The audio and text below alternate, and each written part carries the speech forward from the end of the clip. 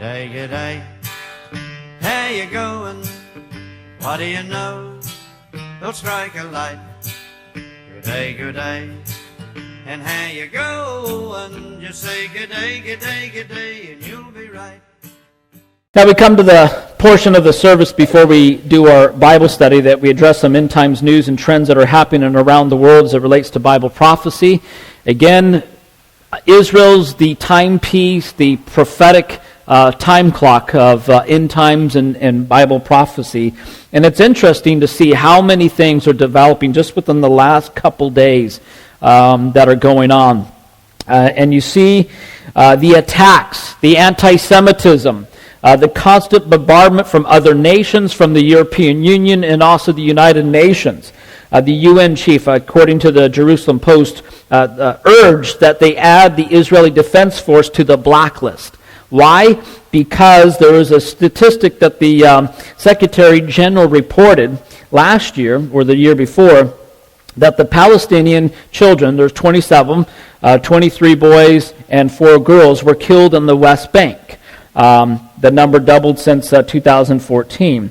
But the number of entries to the Palestinian children had also increased due to the clashes with Israeli forces and military-led operations. Why is that? Well, what they don't tell you is, and what the media and the fake news are so cleverly leaves out, is that the Palestinians and Hamas use children as shields. So instead of protecting them, the children and the women, they use them as shields. So they'll launch the rockets, they'll cause all these attacks, and then they put the children in front. They use it in the schools, they do it in the hospitals, and they do it in their devil-worshipping, moon-worshipping, God, mosques, and that's where they hide all their ammo, and that's where they have their strategic points. And this is partly why Israel would be on that blacklist, because they're using that as a front. And so they're going to be, again, as a strategic military perspective, you want to take out where the ammo is. You want to take out where the head of their operations existing. So this is part of the stuff that people will never tell you. They just think, oh, Israel's so bad, so horrible, look at what they're doing. But they never tell you the other side of the story, the facts that are happening and why. The EU is mulling over high-level talks with Israel, according to Israel National News, where the diplomats in the European Union are trying to be clear with its dealings with Israel. And most of the European countries, particularly France, have insisted a two-state solution is the only way to resolve the conflict. And as we know, this will never be resolved because the Palestinians do not want peace. We can say that over and over again until it rings in to the world. They do not want peace. They want to see Israel wiped off the map. You see, according to Ynet News, rockets fired from Gaza explodes in Ashkelon Beach, making it the 5th rocket fired in the last month. You don't hear a lot of these report in the mainstream media. Again, on this particular instance, there's no casualties, but Hamas is evacuating their areas and their posts in fear of retaliation. So what they're doing is they're launching these rockets, and then they go hide. And they go, and evacuate. So it's like you throw a stone in a bee's nest and then you run. It's going to catch up with them at some point. The EU enjoys close ties with the Palestinian Authority, but does not see eye to eye with Israel and its construction in Judea and Samaria. In recent years, several European countries, again, are trying to recognize, and they flat out talked about the Palestinian, they're recognizing the Palestinian state. Britain said this, Sweden has said it, Portugal said it. There's a lot of countries that are recognizing the state of Palestine. In January, as you know, Palestinian Authority inaugurated an embassy in the Vatican. And again, these are more symbolic gestures, have little and actual diplomatic effects, but you can see this push in this direction to try to create this two-state solution, or eventually with the Antichrist will come onto the scene to try to create this peace deal. Also, in still dealing with Palestine, Abbas, the president there, said in an aide next to him, said in the coming months the Palestinian Authority plans to pressure international bodies to act against Israel. So in a speech that was done on Monday, they're addressing the United Nations and human rights in Geneva, Switzerland, said that they're starting a new diplomatic push against the Jewish state. So again, before you might have heard reports like this every once in a while. This is on a daily basis, this push, this pressure against Israel. And then just to the north of Israel, Hezbollah, and we talked about different reports like this, but this one came out on Thursday, how Hezbollah lists targeted Israel nuclear sites. So there was they released a videotape claiming to expose 9 locations alleged tied to the production and assembly of Israel's nuclear weapons. So we can see how many things are developing and dealing with Israel that are going against Israel on a daily basis, or things concerning Israel. So this needs to be our focus, because when you read through Bible prophecy in the Scriptures, you see the focus is there. Not the United States, not Australia, not any other nation, except Israel and the Middle East and the countries surrounding it. On to another issue, economic chaos. Venezuela, we reported the decline of the economy there.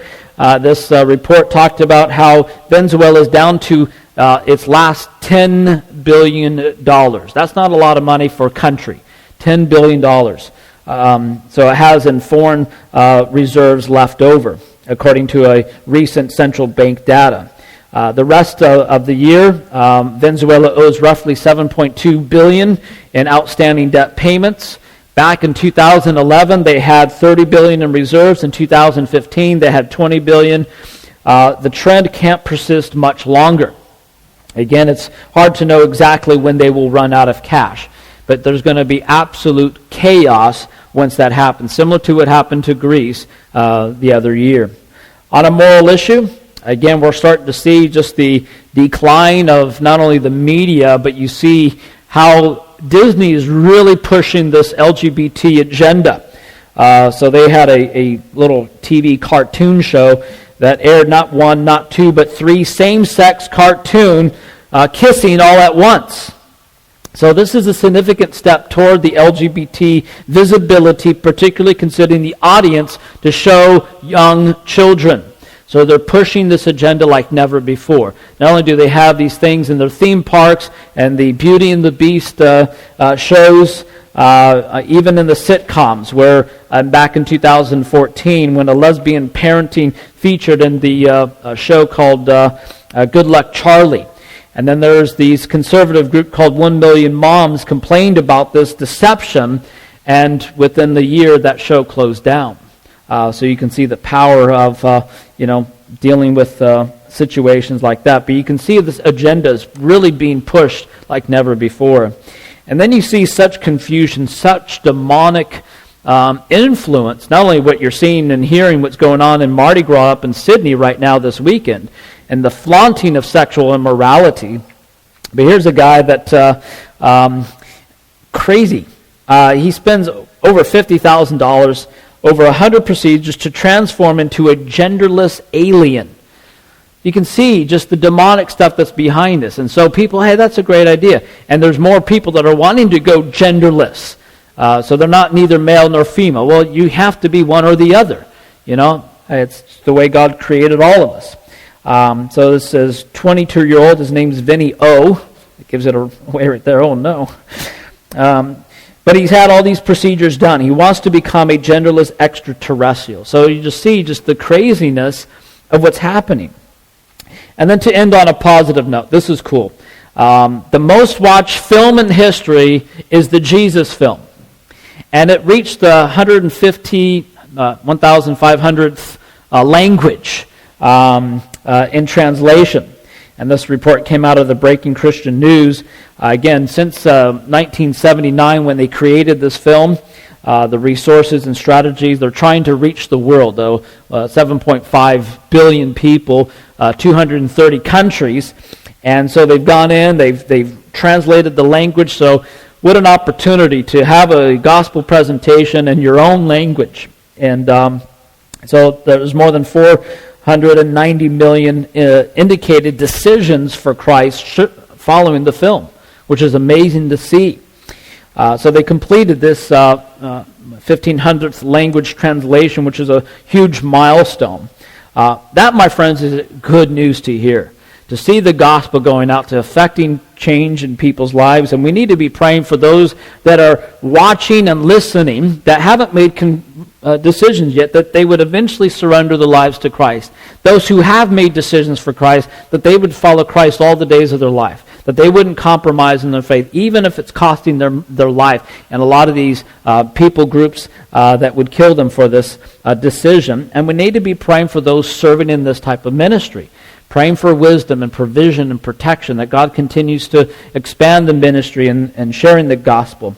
Remember when I first got saved, I used to do a lot of street witnessing, and we are part of this type of project in our community in Orange County.